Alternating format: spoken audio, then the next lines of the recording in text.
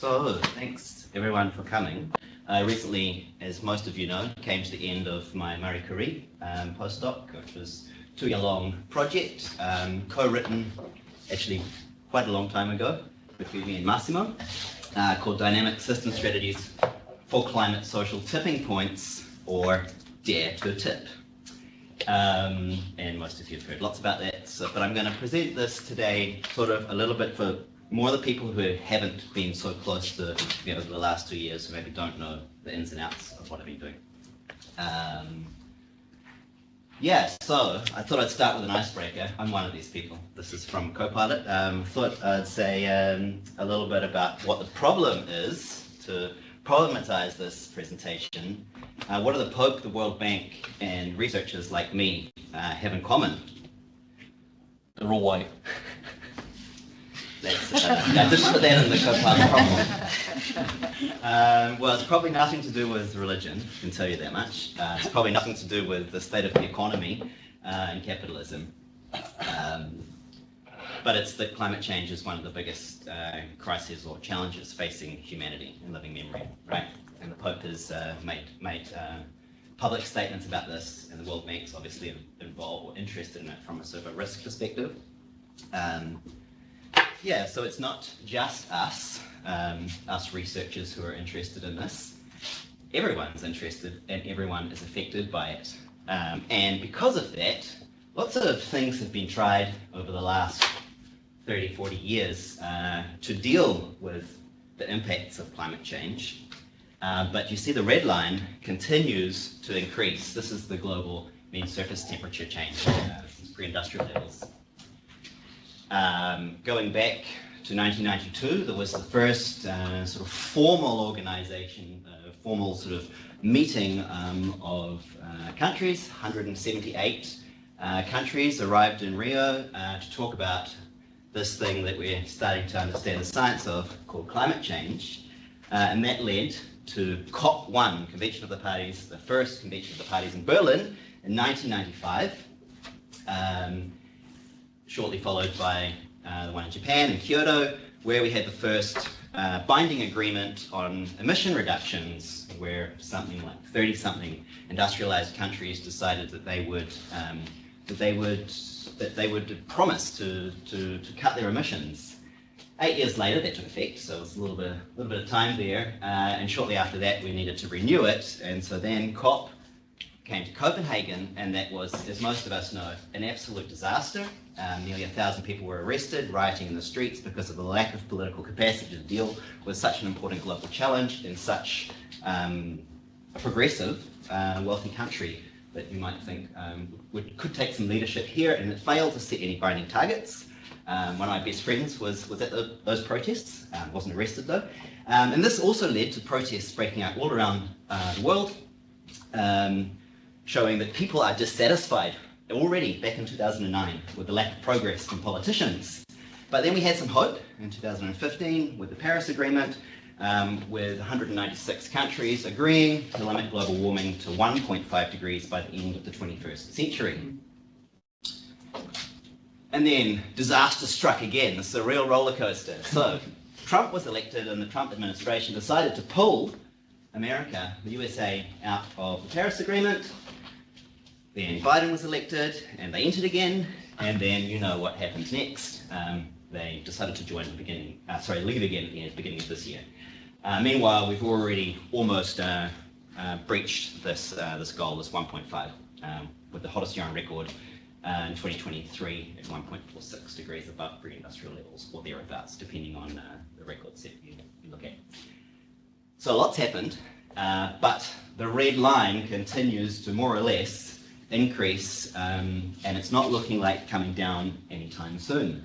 And in fact, with all of these important sort of political meetings, these convention of the parties trying to do some top-down, have some top effects on policy that's going to limit global warming, it's probably actually more the unintended disasters or unintended political events that have had a bit more of an impact on emission reductions, like the dissolution of the USSR, the global financial crisis, and the COVID pandemic, which we probably remember. Flights were grounded and there was a big decrease in emissions during 2020.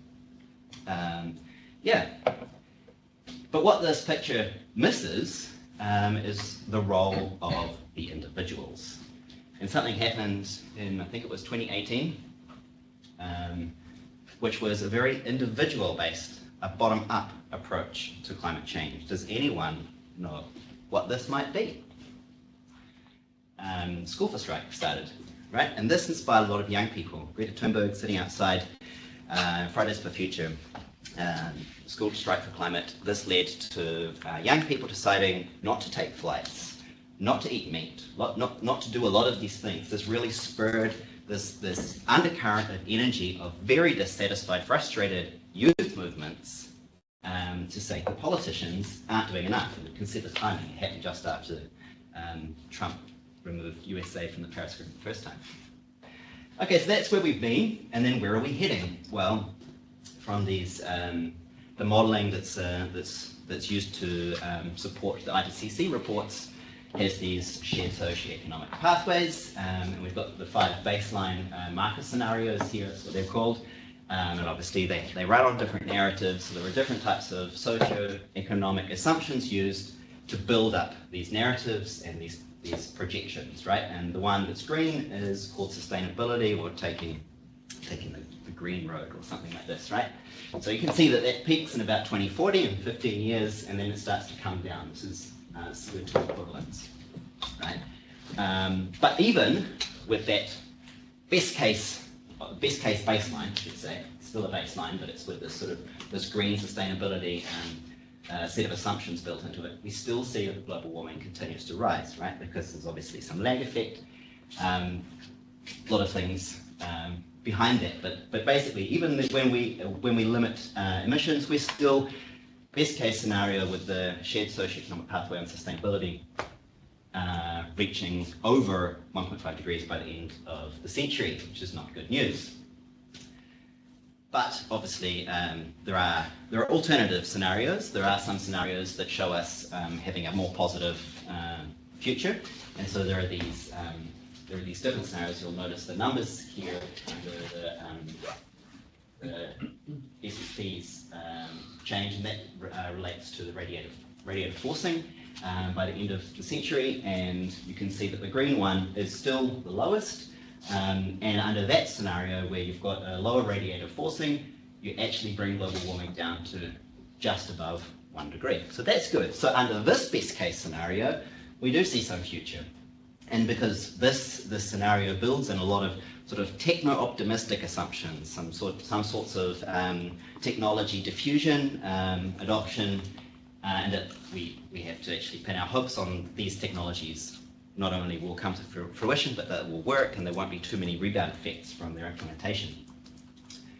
But when you subtract those technologies, this is what you get in terms of tons of CO2 equivalent per person. So the carbon footprint of an average person at the end of the year, based just on the consumption. So taking out basically carbon capture, right? So we still have to bring our consumption-based emissions way down, even if we implement this best case optimistic technologies. We have to bring our global average from about 6 tons per person in 2022. I didn't have the most up-to-date figure when I made this slide, but it's still around there, to bring that down. And even bring it down so much, even in some of these scenarios that still surpass the 1.5 threshold. In fact, the only ones that do are the 2 at the far right end there. You can see this is the 1.5 threshold. So there are only 2 of these scenarios that bring global warming down beneath 1.5 by the end of the century. And I note there, just for your interest, that here in Denmark, being a fairly wealthy country, we consume a lot, so our consumption-based emissions are actually quite a lot higher than the global average. So we even have further to go to get down to one of these scenarios that works for the planet, right? So from about 13 tons, went off the chart there, down to close to 1 ton per person by the end of the century. So how are we going to do that? Well, one way is through this idea of social tipping points. Paper was published in 2020 by one of my collaborators. Before, she was one of my collaborators, Ilona Otto, and Massimo read this paper, and it's actually what inspired us to write this project together. So he sent me this paper, and I read it with great interest. We decided to base the project heavily on the recommendations of this paper, which are social tipping dynamics are really important for not only the diffusion of new technologies, but also the spread of new knowledge and ideas and ways of thinking about reducing our personal carbon footprint, right? This paper also suggested that we need to go from a qualitative to a quantitative way of modeling this. We need to actually understand what is the benefit we can get from these social tipping dynamics, and how do they compare to what we've traditionally modeled, which is the top-down things, the sort of what the IPCC often talks about, sort of like broader global level interventions rather than the bottom-up grassroots community scale types of behavior change. So these are some, just to sort of make this a little bit more concrete, when we're talking about social tipping points, we can be talking about technologies, and we can also talk about behavior change. So this is a wind farm off the east coast of Denmark, west coast of Denmark. Solar panels going on a roof. This often, this was pretty niche when I started studying, but now like solar panels are everywhere or in lots of places.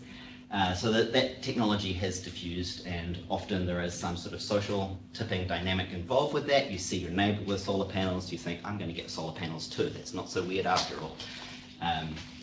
Electric cars, that's probably the most famous sort of like positive story that they tell from the social tipping points perspective, especially in Norway with the massive adoption of electric vehicles in the car fleet, and that's supposedly displacing internal combustion engine vehicles, although there is a debate about what happens to them after they leave Norway. Maybe they go to some global south country where there were no cars before, so it might be a bit of a rebound effect there. But these are the sort of technologies that are often used to describe social tipping points. But we also have behavior change, so this is rush hour in Copenhagen, lots of bicycles, where the term critical mass often comes from with respect to bicycles, having so many bikes that you actually tip the scales and the bikes become the main occupants of the space in the streets. And then it actually has the snowball effect where it becomes a bit more frustrating to drive a car, so even the laggards then think, all right, I might as well get on my bike because it's not so fun to be in a car with all these bikes around me. And of course, I already mentioned Greta Thunberg and this kind of social tipping dynamic and the youth movement for not flying. And that's an example of it when she decided to sail to the United Nations in New York from Europe rather than taking a flight. So these social tipping points can be sort of schematically represented like this. You've got a traditional society doing status quo activities, and you want to get to an environmental society. We have this social tipping point where we at some point have enough transition from one behavior to another, so you tip the scales, right? But how do we model that? So we model that, and this is where it starts to get really into the work that I've done. Mostly this has just been setting you up for what I've been doing. But what I've been doing is looking at this through the lens of social contagion. Social contagion theory,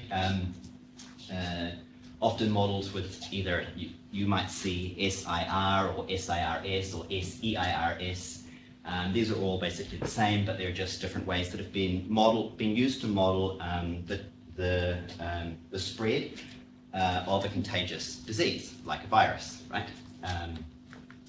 So we can also use this for the spread of an idea, and that allows us to understand the way that people move through different cohorts from being susceptible to an idea to being exposed to it, hearing about it, deciding to change the behavior, then becoming infectious, so being someone who recruits other people from the susceptible bucket over into the exposed and onto infectious, so they're also ambassadors or recruiters for this movement. And some people end up recovered. Of course, in COVID, that's a good thing, right? Or in any other kind of disease. You want to recover people as fast as possible, but in this case, recovered is not such a good thing because that means that somehow they're being lost from the movement. They're deciding that they're going to start taking flights, they're going to start eating meat, they're going to I don't know, invest their stocks in some coal or something like that. And then, of course, these recovered people, they might think, yeah, actually, that was a pretty good idea. I'm not so resistant to that great movement, and they become susceptible again, right? There are differential equations that are used to model the rates of change through these different cohorts or groups, and we also then add some more complexity, which is births and deaths. Now, births and deaths are really we call them vitality in this sense. The vitality of a group isn't very relevant when we're talking about something like COVID, because if you're infectious and you have a child, your child isn't going to be infectious just because you were infected with COVID when you had a child. But if you are a non-flyer and you decide to have a child, probably your child is going to grow up with those same values, right? So because this happens over a wider time frame, it's actually quite relevant to understand births and deaths of people, which cohort they belong to when they give birth or when they pass away. Right, so now we're going to have a little experiment, and I'm going to run you through the results of my project. So it's a contagion outbreak in 2025. People will start doing pro-environmental behaviors. Okay, so the social contagion of these pro-environmental behaviors, or actually any behavior for that matter, this might be actually something that we could think of this in terms of some asocial or antisocial behavior as well. This is just a spread of an idea at this point, and it's heavily dependent on this recruitment rate beta, which you saw in the SEIRS framework that I showed you. So this is the percent of environmentalists in the total population, and you get these classic growth S-curves, right? So they come up, they reach a maximum rate of change, and then at some point they peter out, get fewer and fewer people joining, and then you eventually recruit the whole population. And the steepness of those curves relies very heavily on the recruitment rate. And what the recruitment rate is the number of people that an infectious person recruits per time step, per year, in the case of my model.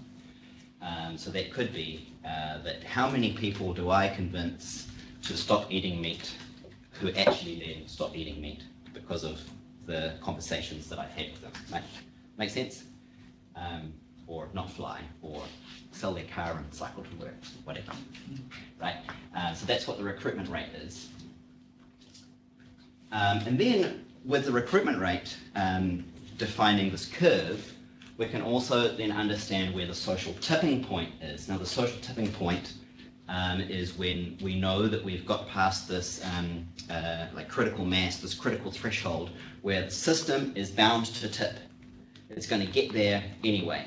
You don't need to get to 90% of the population to do something. You only need to get to this critical threshold, and we want to find out where that critical threshold is, beyond which the regime shift is inevitable, right? And we can do that by taking the double derivative of this curve, basically where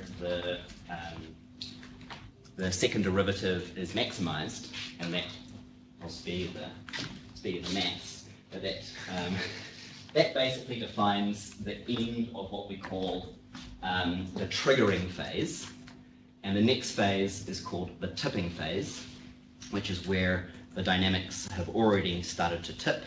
There are already enough people in this infectious cohort recruiting that's going to get us all the way through to 100% environmentalists, and then it's called the manifestation phase. So we've got the triggering, the tipping, and the manifestation phases, and the tipping point is when we transcend from the triggering to the tipping phase. Right?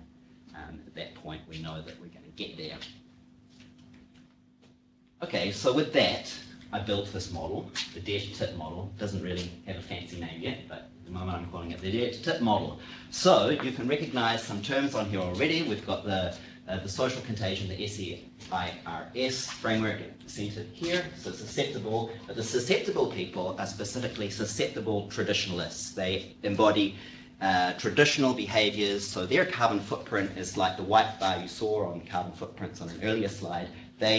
they practice normal behaviors, and those normal behaviors come with the average carbon footprint, right? And then we have the exposed environmentalists. So these are people who have stopped being traditionalists, but they're not recruiting yet. They're sort of passive. They've decided they're not going to do whatever the thing is. They're going to change their practice, change their carbon footprint, but they're not that committed that they're going to go out there and say, try and recruit other people. That's the job of the infectious environmentalists. So in terms of the environmental impact, it's the same. But in terms of their behavior within the social tipping environment, it's different. And then sometimes those infectious environmentalists become recovered traditionalists, then they go back to having their former practices and revert back. They're characterized then by the traditional carbon footprint, right? And then just like you saw in the other framework, they can eventually come back to being susceptible traditionalists again, and then they're available for recruitment. What this means for the climate is that we can aggregate all of these behaviors and use some life cycle inventories to understand what are the carbon emissions for the products that they have foregone and the products that they have switched to. We can then understand how these emissions affect the climate, put them into a little climate model, and this feeds back into the population.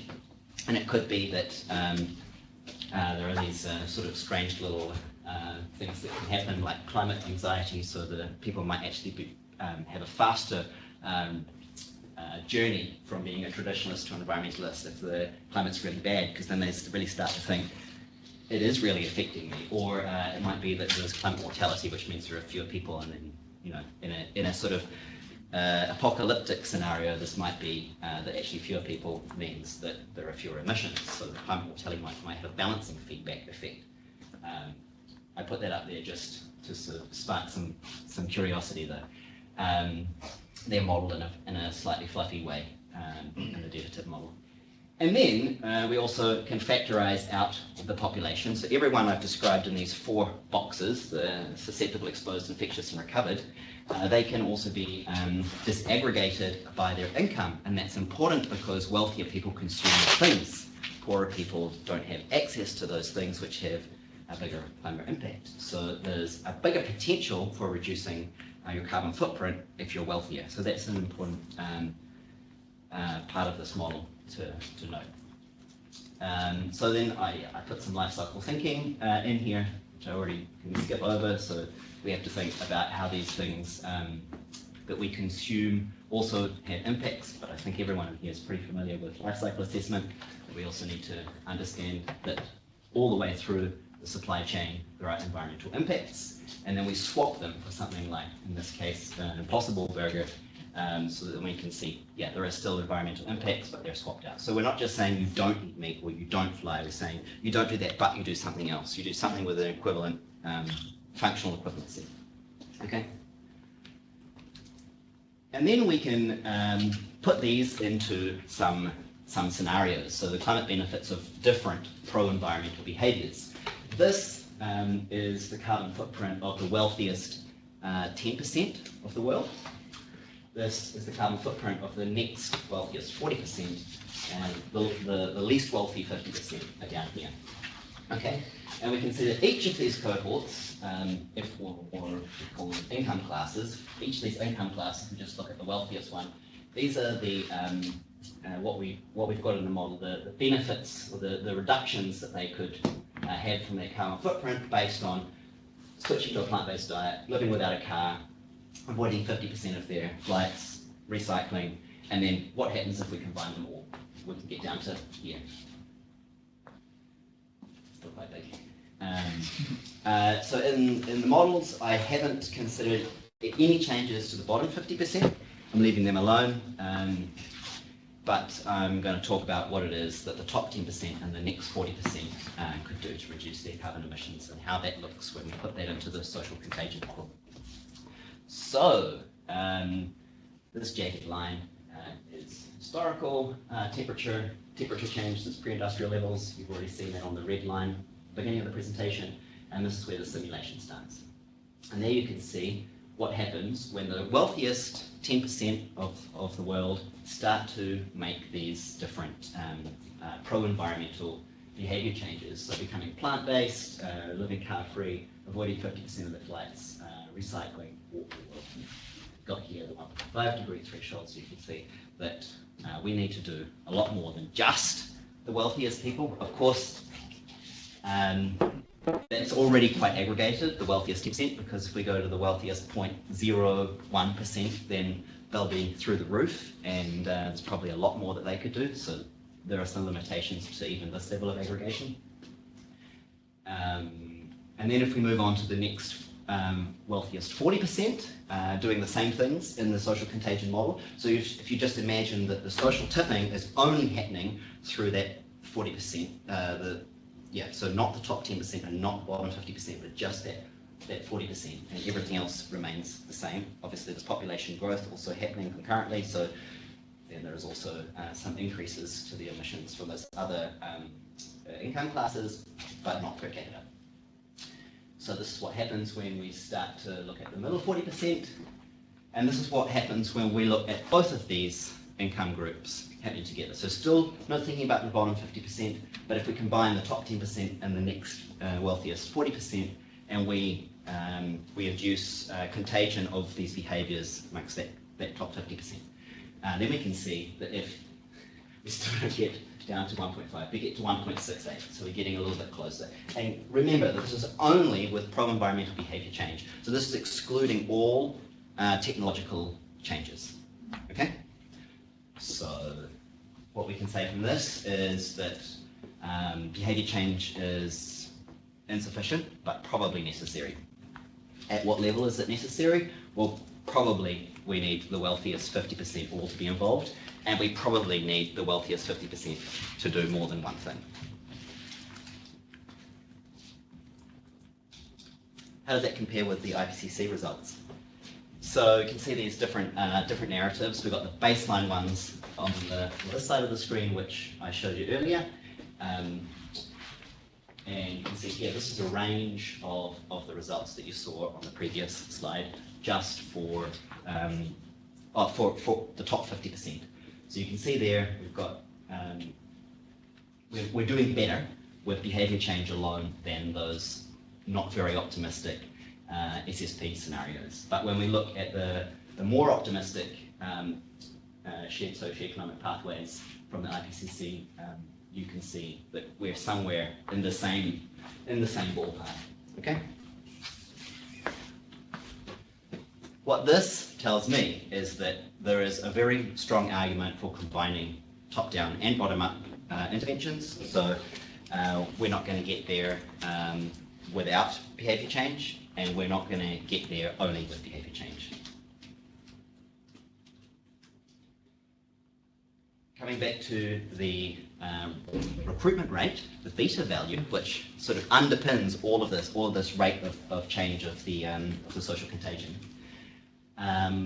I was thinking, well, what's the best rate? You know, like we want to engage with people and get people to change their behaviours. So why a lot of us come to work, but how much is the right amount? How do we know what's a successful amount of recruiting someone to do a new pro-environmental behaviour? So here I looked at the different social contagion beta values, the recruitment rates, for the different scenarios. So basically to sort of unpack this a little bit, let's say the top 10 wealthiest group, if they all go car-free, but with increasing beta value, these values here, you can see that the mitigation potential by 2100 doesn't really change that much.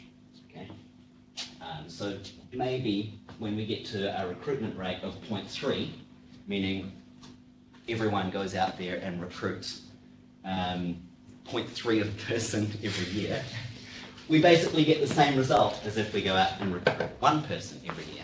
Okay, so sort of like this, you know, like marginal rate of return. It doesn't really make sense to go beyond a certain limit, and I'm interested in finding out where that limit is, and it's obviously different for the different groups and for the different pro-environmental behaviours and scenarios that you see.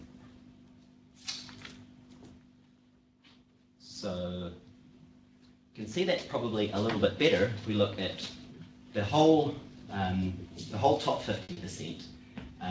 This is the temperature avoided by 2100 on the y-axis with the beta value along on the x-axis, and you can see how it flattens off, right? So probably this Goldilocks recruitment rate is somewhere around here. It's probably more interesting for pushing a movement forward to recruit 4 or 5 people. Actually, divide this number by 10. It's 0.4. It's probably more important to invest your energy after that in sort of nurturing the movement, making sure that people stay in the movement rather than go to that last box, the recovered box. So perhaps at some point recruitment is less important, but for the first stage in the social tipping dynamics, recruitment is the most important. And then we need to understand, when do we put our energy into something else? So how do we compare? Well, I was thinking about maybe the people in this room, and are we in the top 10% wealthiest people in the world? We're probably close to it, actually.